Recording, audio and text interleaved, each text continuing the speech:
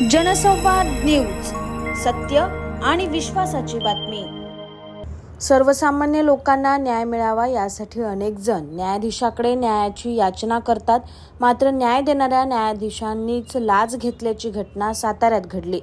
जामीन देण्यासाठी न्यायाधीशांनी 5 लाख रुपयांची लाच घेतल्याची बाब उघडकीस आली।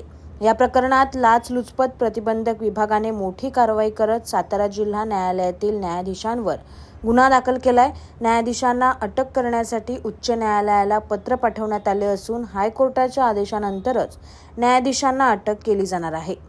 जिल्हा आणि सत्र न्यायाधीश धनंजय निकम यांच्यासह तिघांवर गुन्हा दाखल करण्यात आलाय। फिर्यादीच्या वडिलांना जामीन देण्यासाठी फिर्यादीकडून 5 लाख रुपयांची लाच मागितली।